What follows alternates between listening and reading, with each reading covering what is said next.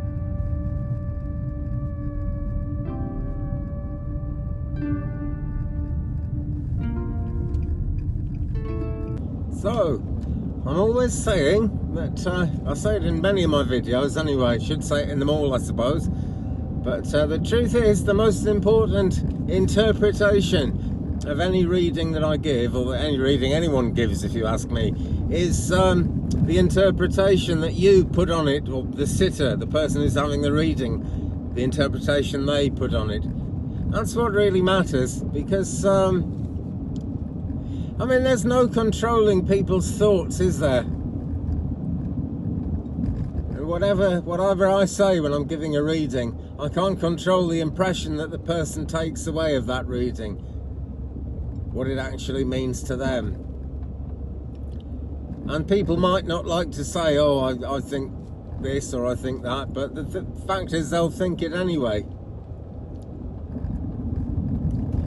And I am absolutely convinced that everyone in the spirit realms, the angel realms, the universal realms, everyone who guides us actually knows that fact about human nature, that we will have our own thoughts.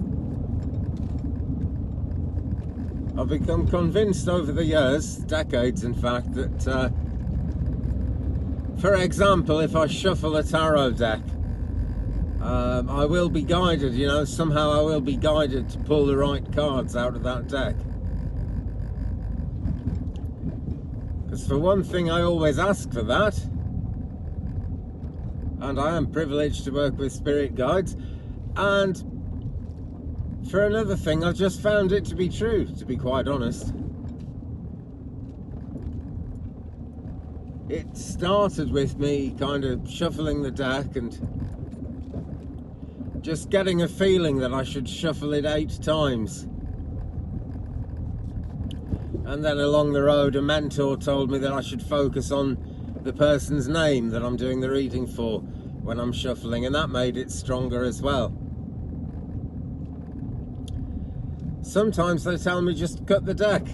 That often happens when I'm reading live. Actually, I just say, cut the deck randomly. And I'll hit on a card that means something to someone every time.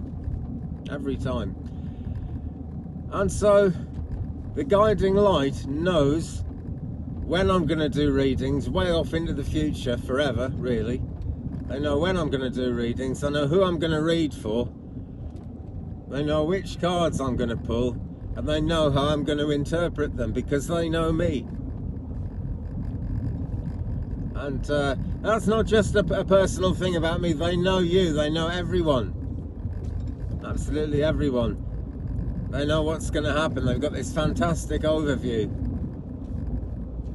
And to be fair, you know, they know if you're the sort of person who's going to get the answers by reading books and studying books. They know if you're going to always do it by the book. So doing it by the book works. I don't doubt it. No problem with that. But the point is, a lot of people who do it by the book would not agree, but I'm sure I'm right about this, convinced, you know, and I've based years and years of work on it. Spirit guides also know if you don't do it by the book, they know how you're going to do it. And that might sound far-fetched, but if you believe that a deck of cards can unlock the secrets of the universe, and if you can believe that the cards that you draw, or the cards that are put in front of you, are going to be the right card, then if that's a tarot deck, every one of those cards has been chosen out from 78 cards. And somehow the guiding light knows how to bring those particular cards out for that particular person at that particular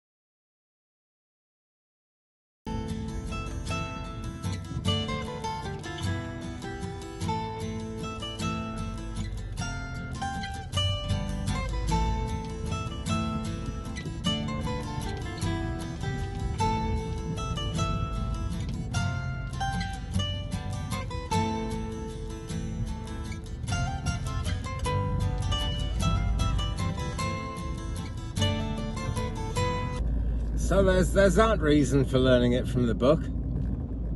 And the other reason for learning it from the book is that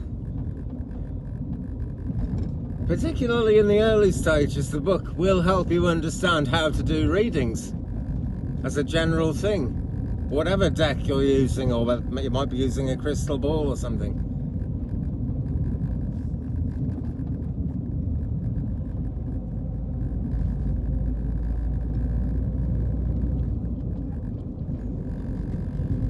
But then, what kind of person are you? That's something to think about, because as I was saying before, you know, your guides do know and understand the kind of person you are.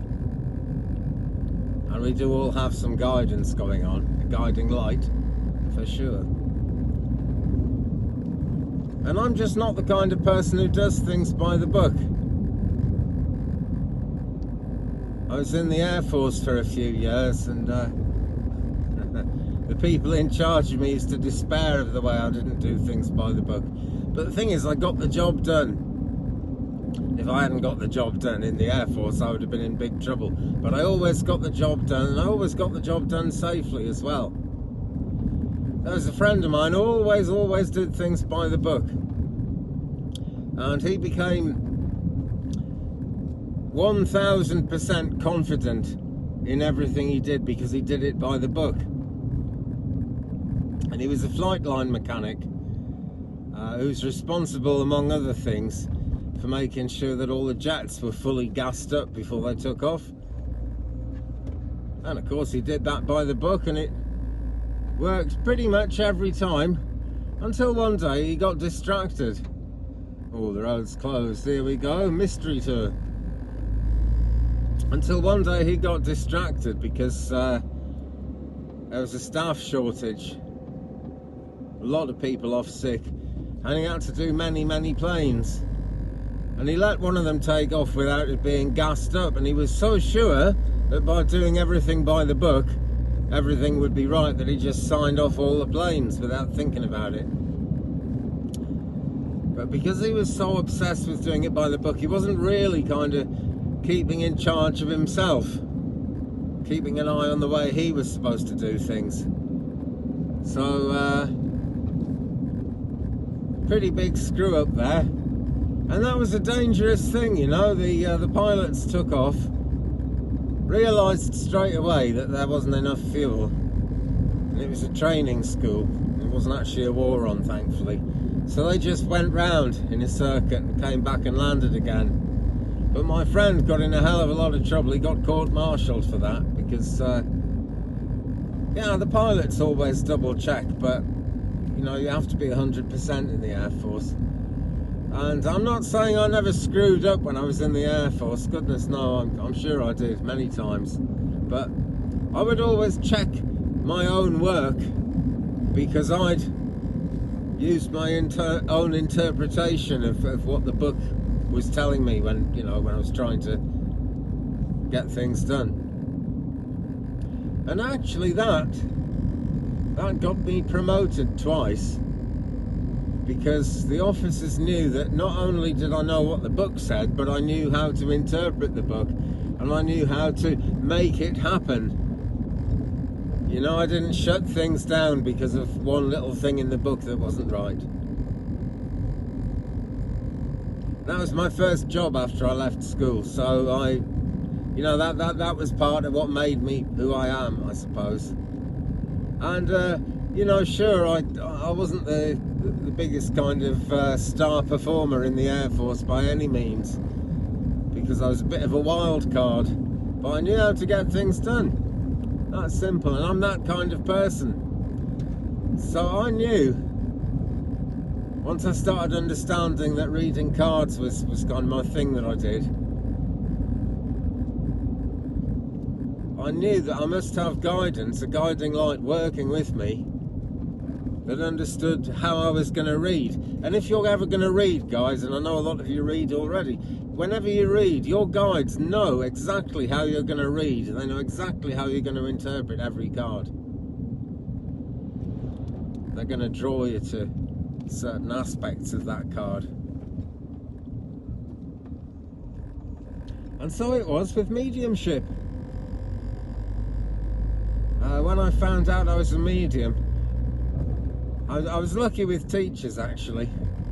My very first teacher he'd been an army sergeant, and he'd seen action in the Falklands War in 1982.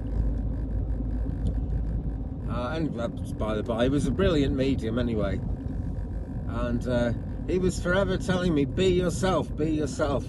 And one of the things he taught me was you have to be able to sort of look in the mirror and love yourself. You need to be able to love yourself to be a medium, because you know you're the person the spirit guides chose. I don't think there's anything big-headed in that. It's always valuable to value yourself, and you should value yourself even if you think you're not up to much. You know, the Great Spirit made you that way, so there's a reason for it. So you are meant to be who you are.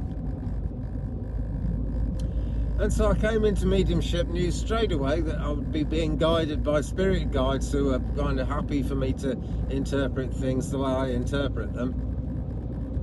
And I got on very well as a medium because of that. Got into many churches almost as soon as I started taking services, serving, as we call it, serving spiritualist churches. I'd do one service and I'd get 3 or 4 more bookings from other people who, you know, were there but had their own church and wanted me to go there. And it grew really quickly. But there was one church that wouldn't look at me for years. And I did once serve it. I did once take a service there because there was a mix-up over names. That's all. But they wouldn't have me in that church because that was the church where I first went on a course. And a lady who worked there actually tested me herself and declared that yes, I'm a medium. She was sure of that and she was happy about that. But then I started doing my own things with the teaching and she was horrified. And we never fell out of it, you know, we're still kind of friends in a way. But I'm pretty sure I'll never get asked back to that church. I served it once because I was working with a lady called Kelly. And there was actually I was working with 2 ladies by the name of Kelly. And Kelly number 1 gave it up. Her husband passed away and she was very upset. So she stopped doing it for a while. You know, it was very upsetting for her to even think about bereavement. Fair enough, really. And she was booked in there. And so whoever it was that did the bookings, not realising that I was supposed to be anathema and not allowed anywhere near the place, saw that I work with someone called Kelly and booked me. And Kelly number 2 didn't turn up that day. I had to do it myself. And to be honest, it wasn't the best service I've ever done, you know, it really wasn't. I think part of that was because I wasn't expecting it to go very well, to be honest. But that's the only problem I've ever had from just, you know, being a feral medium, as it were, just kind of doing what comes naturally. Because it is all about nature, really. You know, this is why, well, it's one of many reasons why grounding yourself is important. Anyway, we're deep in the heart of nature here. There's several vehicles in front of us, but hey, let's turn the camera around, you can see the tree.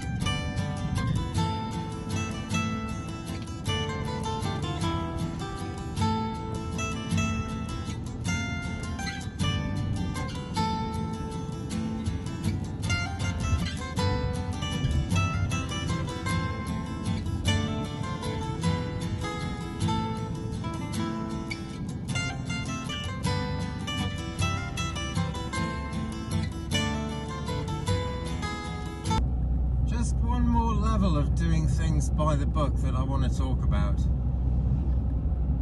I think I've already said that it's good to learn it by the book to begin with. As long as you don't let the book become an obsession, you know, as long as you use your own initiative. Use your noggin, as we sometimes say, to actually go from, you know, the pictures on the cards and the meanings on the cards to a meaningful explanation for someone.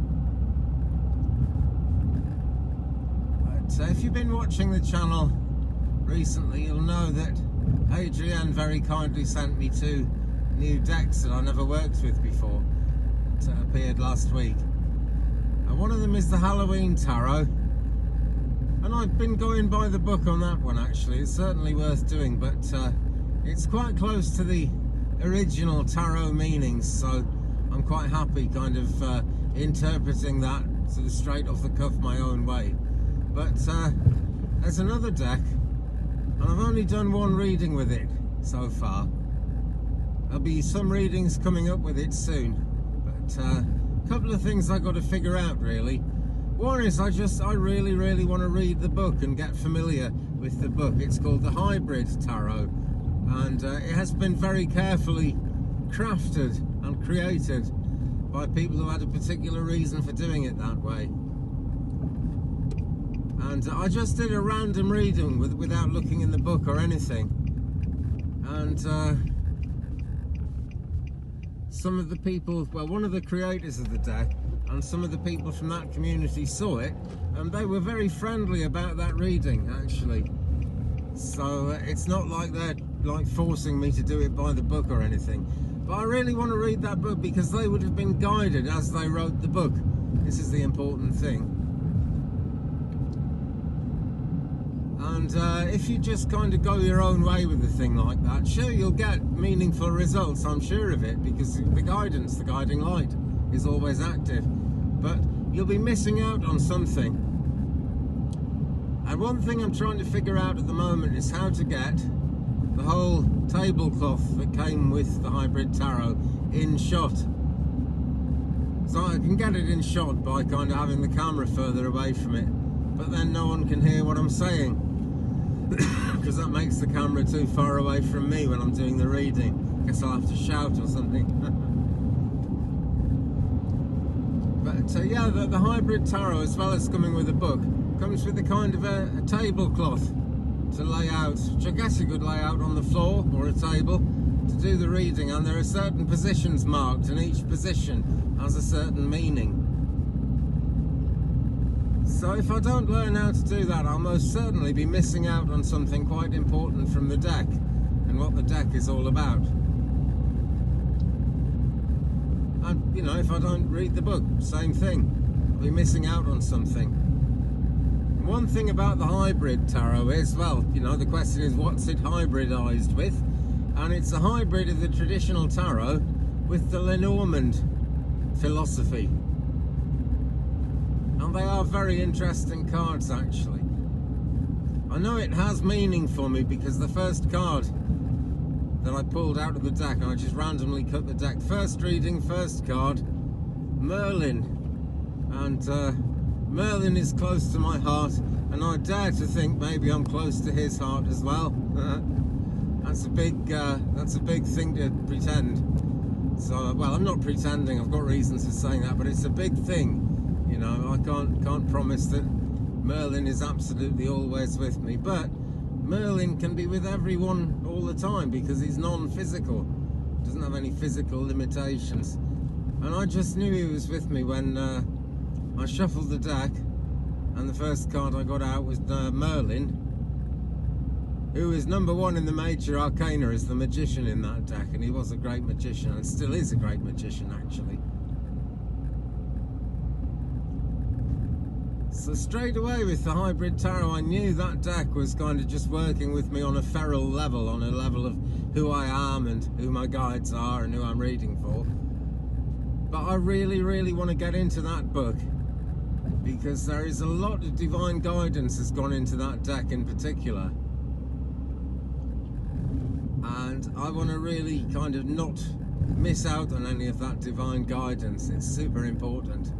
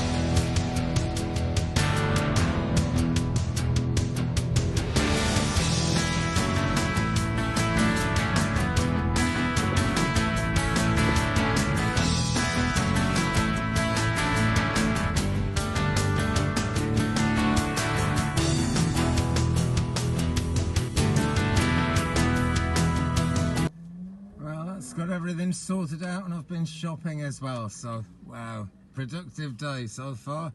Pretty sunny day as well, really nice. So let's head back to the Twig Brother Ranch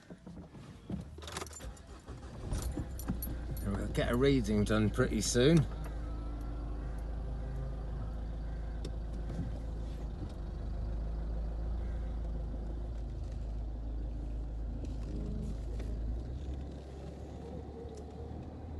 But it's really worth remembering.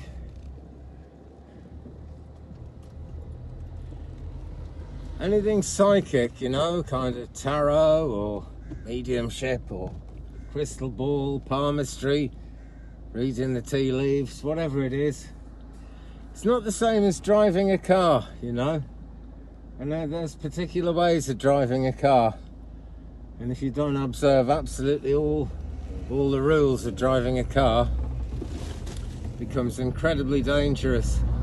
Not so readings. Readings, just go with what comes to you. That is the most effective way. It's the most successful way. Just got to bear in mind that your guides know you. Your guides know who you're reading for.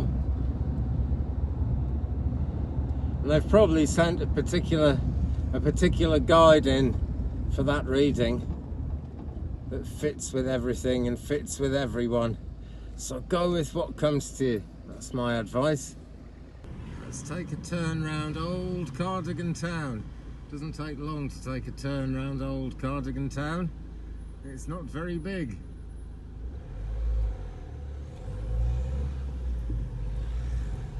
But we'll go round by the castle.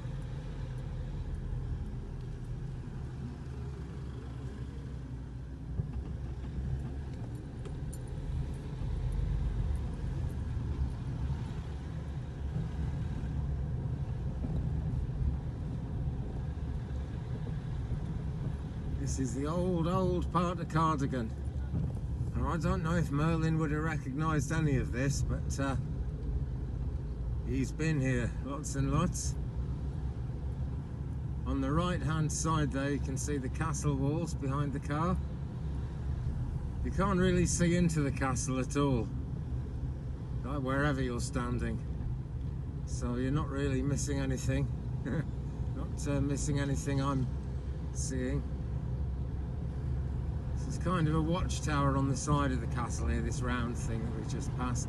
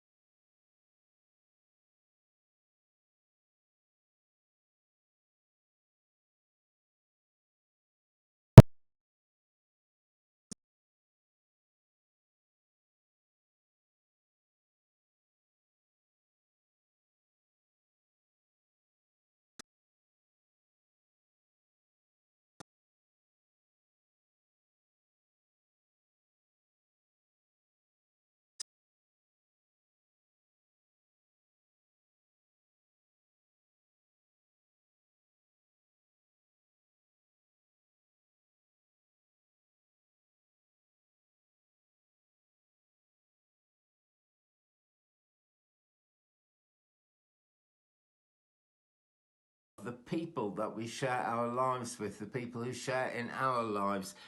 One's fire sign energy, Leo, Sagittarius and Aries. So it is fiery, you know, and there is a great fire of creativity which kicks in big style when we're actually working with the people around us, with the influences around us. And this is reminding me again, actually, that all the spiritual books out there, all the spiritual teachings are worth looking at, actually, because like I said a second ago, everyone has got some kind of a mission, and everyone who produces spiritual output is being inspired somehow. I've often thought that, you know, people talk about fake mediums. I think a lot of people who think that they're fake mediums are actually being inspired by spirit and are put there by spirit, if they did but know it. They just maybe haven't got the belief. Who knows? I'm not saying there aren't any just sort of plain nasty fakes out there. I'm afraid there are. But the great majority of people have got something genuine to teach, whether we like that teaching or not. The great majority of people have got something to teach. So there is card number 2. We will come on to card number 3 now. This is going to be the heart of the matter, and let's just recap. Let's just show this one again. Faith, humanity and benevolence. Stay calm, trust the good in yourselves and others, see the light in the world. There is tons of light, and there she is, showing out blue light from the heart chakra. And the Navajo teacher I've been watching on YouTube actually was saying that the turquoise blue, I'm always calling it, you know, a colour where you've got to speak your truth and where that's important, and that is a real true thing. But he was saying that it's the colour of the life we lived before we came into this world, the eternal realms, and, you know, the colour of the life we will live after we pass away from this world, after the body dies, when we go on to be eternal souls. Okay, so card number 3. Right, this is a nice one actually for this position, because this really is the heart of the matter. It's the High Priestess, and Faith, I'm sure, is a great High Priestess in her own way. She doesn't call herself that, but she is the twin flame of Archangel Michael, and so she has a lot to offer us actually in a priestly kind of a way. Now, the curtain behind the High Priestess represents a hidden journey, rather like the Page of Swords with his scroll rolled up, represents something that we don't know yet, something that's going to unfold as we go through life. So there's this hidden journey behind the curtain, and in the more traditional tarot decks, actually, you can just see a glimmer of light either side of that curtain, and you can kind of make out that there's a journey across water.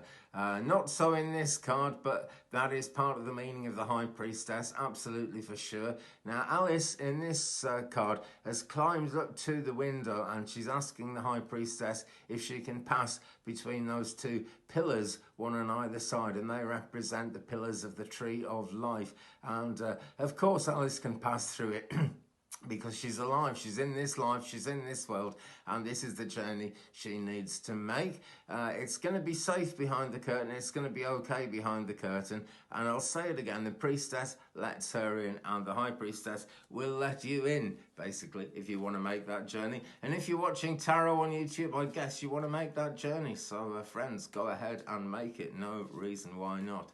Okay, I'm shuffling again. I'm going to cut the deck quite randomly again, see what we get out. Oh, 8 of Swords. Okay, this is card number 4 then, 8 of Swords. And by the way, guys, if you picked a card before I started this, please do let me know in the comments below. I forgot to say pick a card, but, you know, it is sort of a pick a card reading.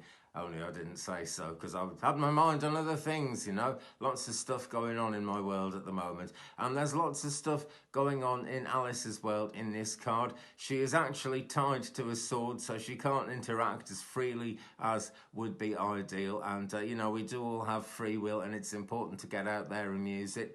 There's a lot going on with all these playing cards that we can see in this picture as well. We can see some of the cards, and that means there's, you know, some interpretation interpretation to do, something to think about, something to grow with. And some of the cards have their backs to us, and they represent the things in life we can't really do anything about because we don't know and we don't understand.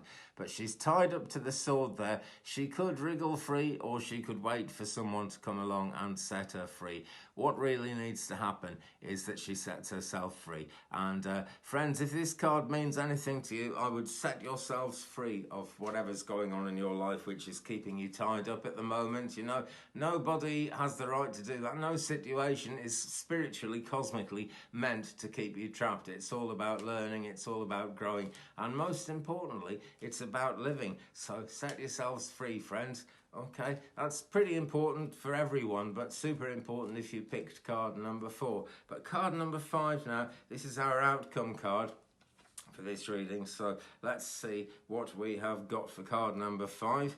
This is what brings it all to a head, and it is the 3 of Wands. So we're in wand energy again. By the way, I meant to say the 8 of Swords, that's S on energy. I keep meaning to put that in there. Gemini, Libra, Aquarius. Here we've got the Wands again, fiery energy, and we had 6 of Wands for the second card, so there is a lot of fire in this reading.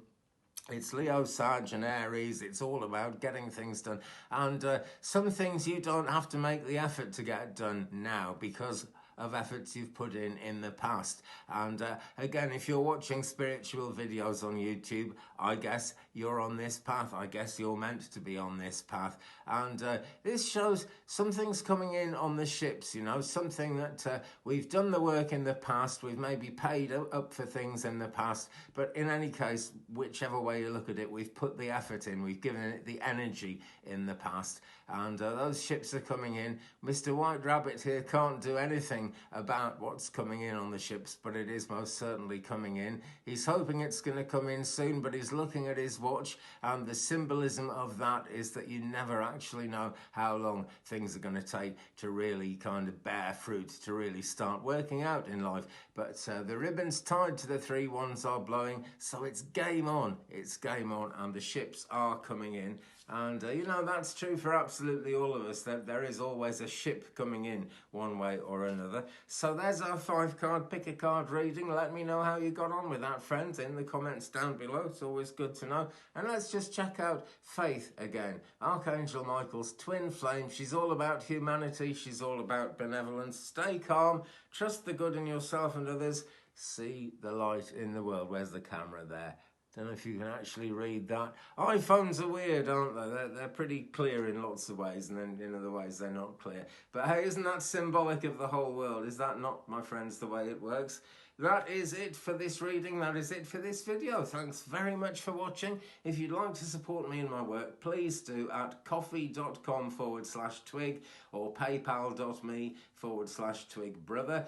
Both of those addresses are down there in the description beneath this video, and also down there is my email address, 35and83@gmail.com. that is 35and83@gmail.com if you'd like a private reading or a birth chart or, you know, horoscopes. I do astrology as well, and you know, we'll fix something up. We'll get it together. We'll make it happen. That's what the Twig Brother channel is all about, making things happen. So keep it real, keep it Twig Brother. I'll see you again in a future video, my friends. Thumbs up, please, if you've enjoyed this one. Do leave me a comment. We will share the journey. Share me around your social media as well. And if you haven't done so already, please hit the subscribe button. It helps the channel no end. Don't forget to drop a like on this one, friends. Okay, love to you, light to you, the best of brightest blessings to you, and peace.